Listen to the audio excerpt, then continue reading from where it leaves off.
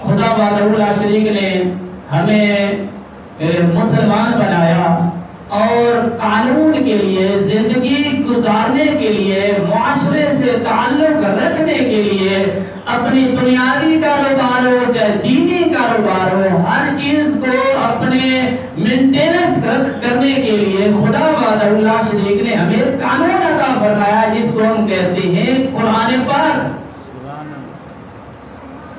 ہر قدم پر ہم اس قانون کو فالو کرتے ہیں، اور جہاں ہمیں یہ ہمارا قانون روکتا ہے، مسلمان وہیں رک جاتا ہے۔ اس کے لیے سب سے بڑا دعویٰ اور بڑی دلیل یہی ہے کہ میرا قانون مجھے اجازت آگے نہیں جانے کی دے رہا، اور قرآن ہمیں جو کہے گا ہم وہی کریں گے، اور جس سے قرآن، شریعت، دین اسلام سب ایک ہی چیز کا نام ہے، ہمیں روکے گی ہم وہیں رک جائیں گے۔ اگر ہمارا طریقہ کار یہ ہے تو انشاءاللہ خدا کی بارگاہ میں ہم کامیاب ہیں۔ قرآن کو فالو کرنا ہے، ہم نے قرآن پاک کی تعلیمات پر عمل کرنا ہے، چاہے ہم سیاست کریں، چاہے ہم خدمت کریں، چاہے ہم دنیا داری کریں، چاہے ہم کاروبار کریں، کچھ بھی کریں، ہمارے پاس سب سے بڑی دلیل اور بڑا جواز قرآن پاک ہے۔ ہم نے سیاست کی، ہم نے قوانین بنائے، ہم جو بھی کام کریں گے قرآن پاک سے پوچھیں گے کہ کیا یہ قرآن پاک ہمیں اجازت دے رہا ہے اس چیز کی یا نہیں۔ ہم جس کتاب پر یقین رکھتے ہیں، جس نبی کی ہم امت ہیں، کیا ہمارے نبی نے ایسا کرنے کی ہمیں اجازت دی؟ ہمارا قرآن پاک ہمیں اجازت دے رہا ہے تو بے شک آپ کسی سے نہ ڈرے، پھر وہ کریں۔ اگر قرآن پاک آپ کو اجازت نہیں دیتا تو پھر ہرگز نہ کریں گے تو زمانہ بھی آپ کو سبق دے گا، خدا وحدہ لا شریک بھی سزا دے گا۔ جتنا ہمارے پاس علم، جتنے ہمارے پاس وسائل، اپنے وسائل کو استعمال کرتے ہوئے ہر مسلمان کا حق بنتا ہے کہ دینی تعلیمات کی آگاہی دے۔ اب وہ ایک بل پاس ہوا ہے یا ہو رہا ہے، کسی کے ذہن میں وہ شاید مجھ سے زیادہ جانتا ہو کہ ٹرانسجینڈر، کسی کو اس کے بارے میں کچھ علم ہے؟ یہ جو سوشل میڈیا پر چل رہا ہے،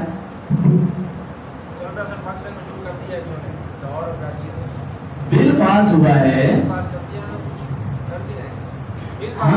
ہاں ہمارے پاکستان میں قانون بنا ہے مسلمانوں کے لیے، ہم اس قانون کو قرآن کے آئینے میں دیکھیں گے کہ ہمارا دین ہمیں اجازت دیتا ہے یا نہیں ہے۔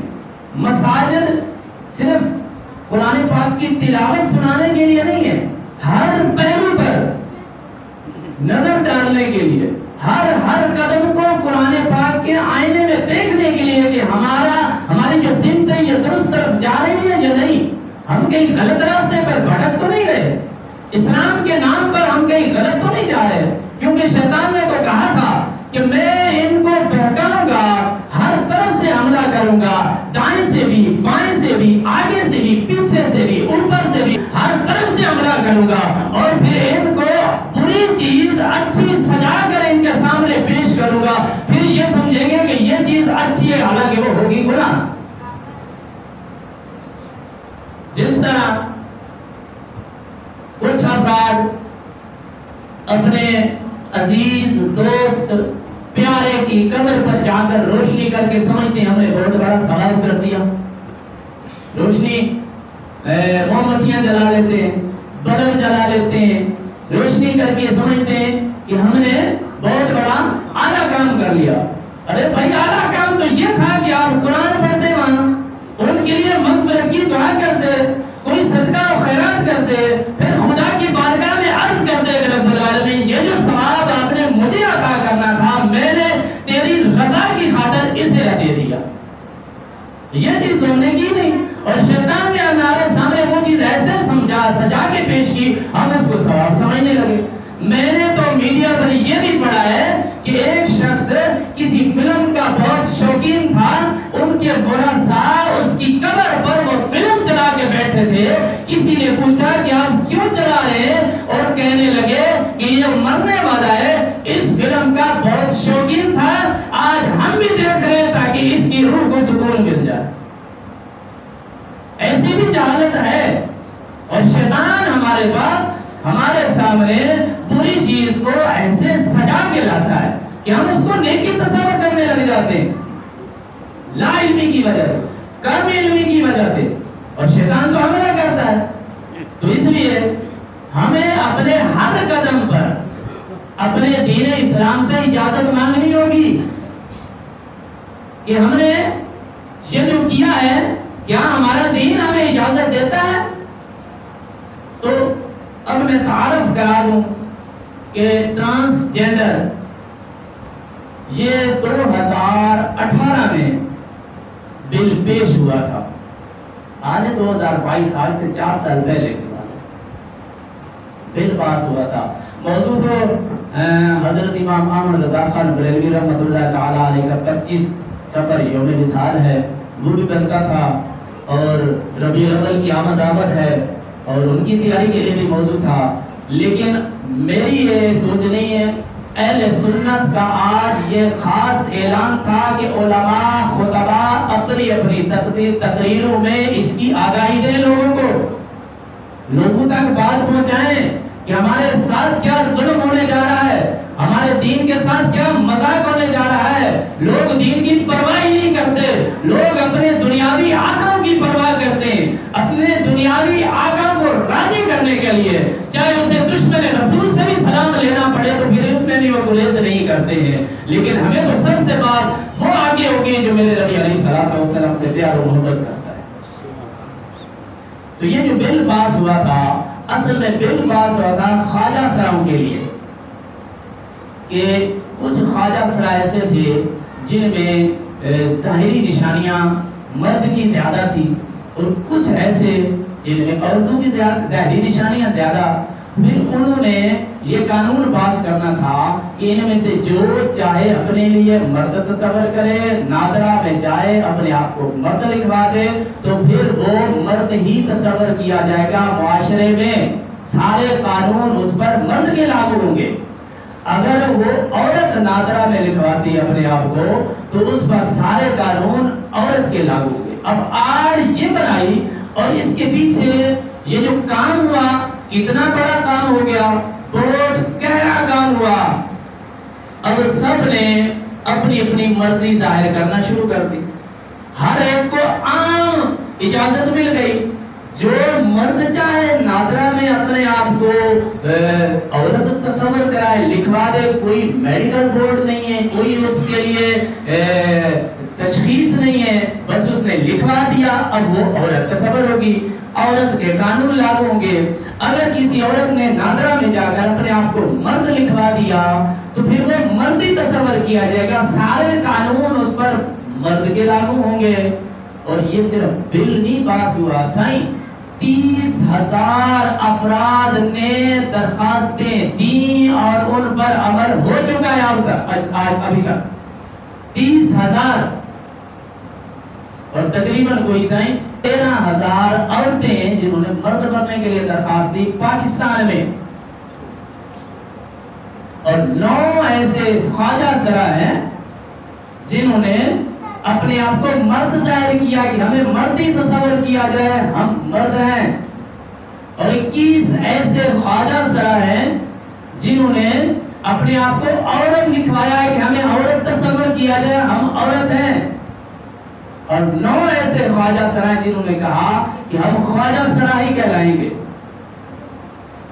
اب یعنی یہ بات ہوئی نہیں، اس پر عمل ہو گیا۔ اب یہ بھی آگاہی، یہ تھا بل، بھائی ہمیں کیوں پیٹ میں درد ہے، قانون نے گورنمنٹ نے بل پاس کر دیا، مولوی کو کیوں اس سے تکلیف ہوئی، مسلمان کو اس سے کیوں تکلیف ہے؟ بھائی ہم سوال کرنا چاہتے ہیں آپ سے، عورت مرد بننا چاہتی ہے، مرد عورت بننا چاہتا ہے، کیا خدا کی تخلیق میں کوئی کمی آ گئی کیا؟ کہیں نقص رہ گیا خدا کی تخلیق میں؟ آج انہیں بہتر فیصلہ محسوس ہو رہا ہے کہ ہمارے لیے غلط فیصلہ ہوا تھا روز ازل میں، اور آج ہم نے بہتر فیصلہ کیا. اور خدا وحدہ لا شریک کو فرماتا ہے تو میں نے تو اپنے ہاتھوں سے تمہیں پیدا کیا انسان. بندہ کہتا ہے کسی کو مہمان بنائے نا، کسی کا استقبال کرے، پھر اس کے لیے کھانا تیار کرے، اس کھانے کی اہمیت کو زیادہ کرنے کے لیے وہ کہتا ہے میں نے اپنے ہاتھوں سے کھانا بنایا ہے تیرے لیے، یعنی اس کھانے کی اہمیت اور زیادہ ہوگی. خدا فرماتا ہے انسان میں نے تجھے اپنے ہاتھوں سے تخلیق فرمایا. کیا اتنے پیار و محبت سے خدا نے بنایا پھر بھی کوئی کمی رہ گئی؟ اتنے پیار سے رب نے بنایا. پھر اعلان رب نے فرمایا لقد خلقنا الانسان فی احسن تقویم، اچھی پیاری صورت سے تمہیں نوازا ہم نے انسان. ہم نے تجھے اشرف المخلوقات سے نوازا انسان، ساری کائنات کا سردار بنایا ہے انسان، عقل تجھے عطا کی ہے انسان، سب کچھ فضیلتیں تجھے عطا کی، انبیاء تجھی سے آئے ہیں انسان، سب کا سردار تجھے بنایا ہے انسان، پھر بھی میری تخلیق میں کچھ کمی آ گئی.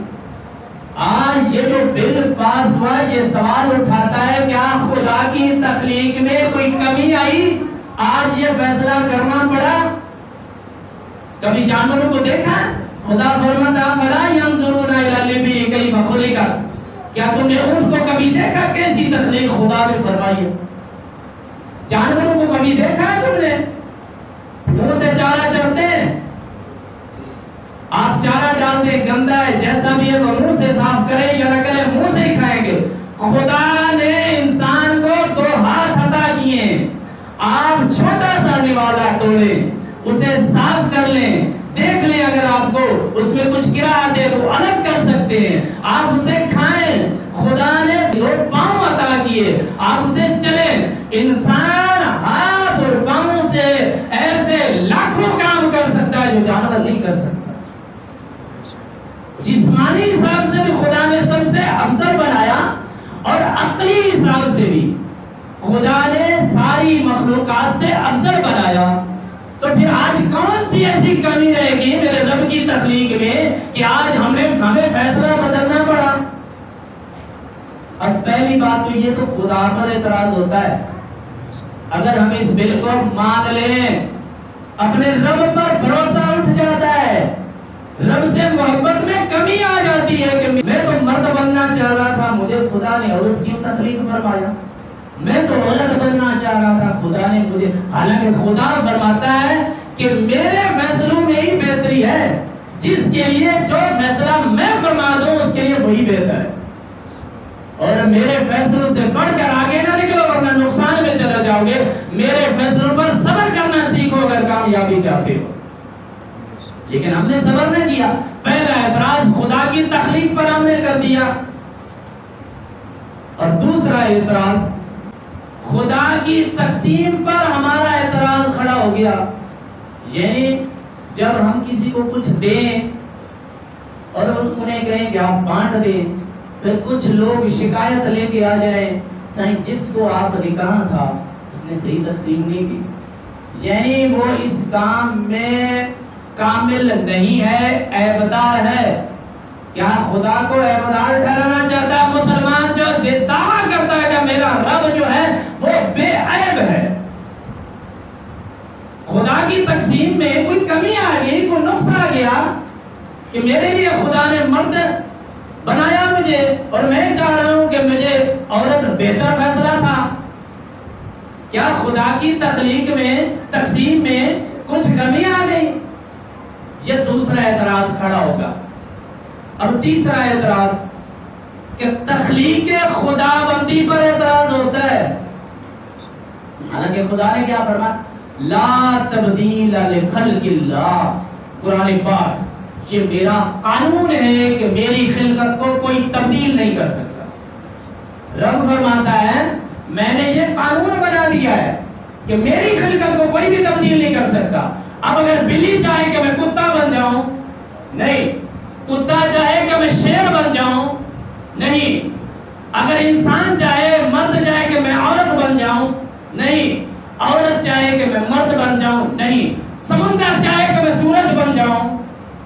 سورج چاہے کہ میں چاند بن جاؤں، نہیں، کیونکہ خدا کی خلقت میں اگر تبدیلی ہوگی تو سارا نظام بگڑ جائے گا۔ کیا ہم نظام کو بگاڑنا چاہتے ہیں؟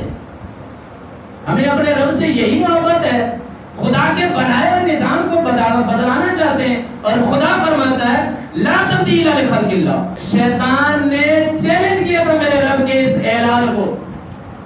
رب العالمین تو اعلان فرما رہا ہے کہ میں میری تخلیق کو کوئی تبدیل نہیں کر سکتا۔ شیطان نے کیا کہا کہ یا رب العالمین تیری تخلیق کے لیے میں چیلنج کرتا ہوں، لوگوں کو ابھاروں گا۔ اور آج جو پھر خدا کی تخلیق میں کوشش کر رہے ہیں تبدیلی کی، وہ کس کے پیچھے چل رہے ہیں؟ شیطان کی پیروی کر رہے ہیں۔ اور خدا نے فرمایا ہے شیطان یاد رکھ، تجھے بھی جہنم میں ڈالوں گا، اور جو تیری پیروی کرے گا میں اسے بھی جہنم میں ڈالوں گا۔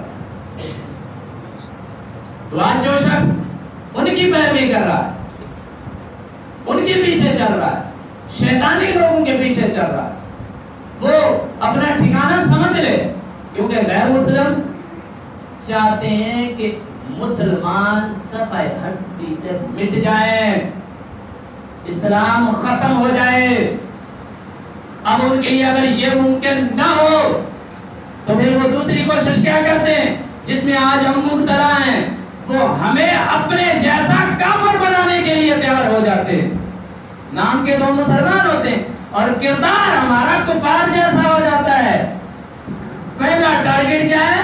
صفحہ ہستی سے مسلمان کو مٹا دے، اور دوسرا ٹارگٹ کیا ہوتا ہے کہ اپنے جیسا کافر بنا دے۔ اگر یہ بھی نہ کر سکے تو پھر ان کی کیا چال ہوتی ہے کہ وہ سمجھتے ہیں کہ ان کے بدن سے اسلامی قوانین کی محبت نکال دو ان کے لیے، پھر یہ جانور ہیں، پھر ہمارے جیسے، تو ہم کس کی پیروی کر رہے ہیں؟ تو خدا وحدہ لا شریک کی تخلیق پر سوال اٹھتا ہے۔ اب اس میں دین اسلام میں کون سی تبدیلی آئے گی اگر ہو بھی جاتا ہے؟ خدا کی ذات پر تو اعتراض ہوا، دین اسلام میں کون سی تبدیلی آئے گی؟ دین اسلام میں اب ایک عورت اپنے آپ کو نادرا میں مرد لکھوا دیتی ہے، گورنمنٹ آف پاکستان اس کو پروٹیکشن دے گی کہ اس کے لیے سارے قوانین مردوں جیسے ہونے چاہیے۔ پھر وہ گھر میں جھگڑا بھی کرے گی کہ میں عورت تھی تب تو وراثت میں آدھی جائیداد کی مالک تھی، اب میں اپنے بھائی کے برابر کی مالک ہو گئی۔ وراثت میں فرق پڑے گا، عورت کا الگ حصہ ہے اور مرد کا الگ حصہ ہے۔ اب عورت اگر مرد بن جائے تو وہ اپنے حصے کو بڑھائے گی، مرد کے برابر اپنے حصے کو تصور کرے گی۔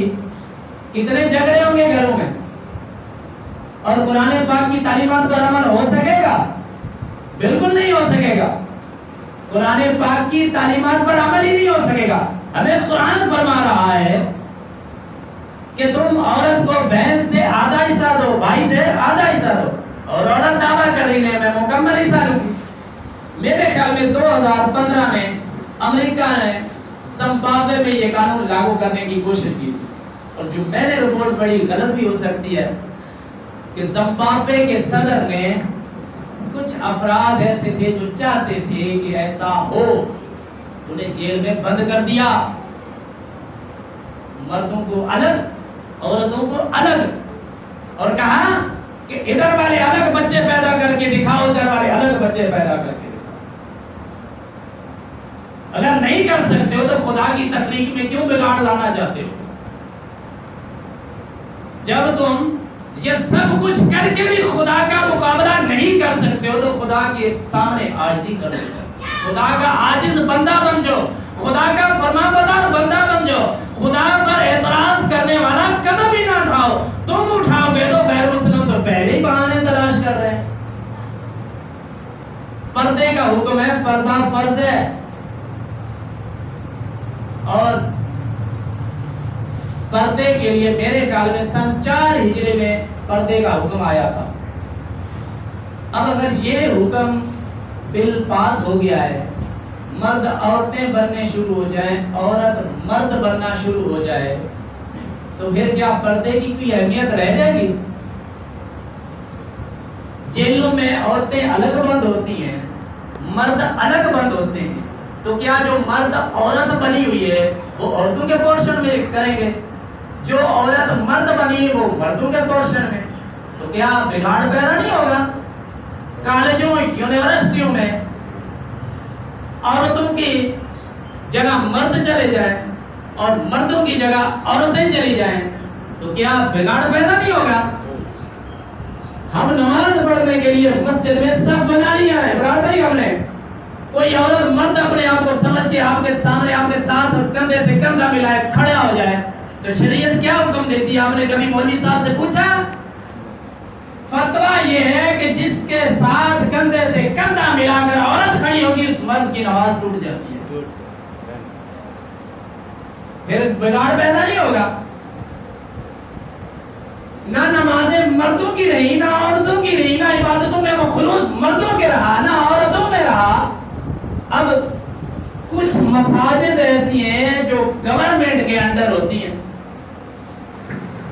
वो गवर्नमेंट के अंदर होती हैं, महकमा औकाफ वो दरखास्त तलब करती है इमाम के लिए। अब कोई औरत मर्द बन गई है, उसने दरखास्त दे दी है मैं भी इमाम बन सकता हूँ, सारे मर्दों से औरत के पीछे नमाज पढ़ेंगे? यानी हमारी शरीयत का सारा सफा हदी से रट पलट करके रख दिया इन्होंने।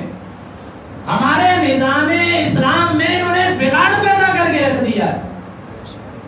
इसलिए ये हमारा हक बनता है कि हम इसको कभी भी कबूल ना करें। हम क्या कर सकते हैं? हमारी कौन मानता है बराबर भाई? हम क्या कर सकते हैं? उलमा फरमाते हैं हर मुसलमान अपनी वुसअत और ताकत और वसाइल को बरूआकार लाते हुए मेहनत और कोशिश करे। जो कलम चलाना जानता है वो कलम के जरिए अपनी ताकत दिखाए, लिखे, दलाइल पेश करे, ताकि लोगों के ज़हनों में ये दलाइल आए और बात को समझ सके। जिस तरह मैंने आज बताया, दिल मुतमईन हुआ होगा। अगर हमारा दिल मुतमईन हुआ है तो जिस तरह हम दलाइल पेश करें, उलमा तकरीरों में बताएं, खुतबा अपने खुतबों में बताएं, तहरीर करने वाले अपनी तहरीरों में लिखें, सोशल मीडिया वाले अपने सोशल मीडिया पर ट्रेंड चलाएं, और जिनकी गवर्नमेंट ऑफिसों में राबते हैं वो उनको दरखास्तें लिखें, और जहां से ये कैंसिल हो सकता है अगर उनका वहां राबता है तो वहां भी लिखें। और आखिरी ये जो बात है कि सबसे बड़ी बात ये है कि फिर रब से मदद की दुआ भी करेंगे, रब्बुल आलमीन हमने सही तरफ कदम उठाया, हमारी मदद करवा। तो इंशाअल्लाह एक दिन जरूर आएगा कि हमें अपने दीन इस्लाम पर अमल करने के लिए कुछ भी रुकावट पैदा नहीं।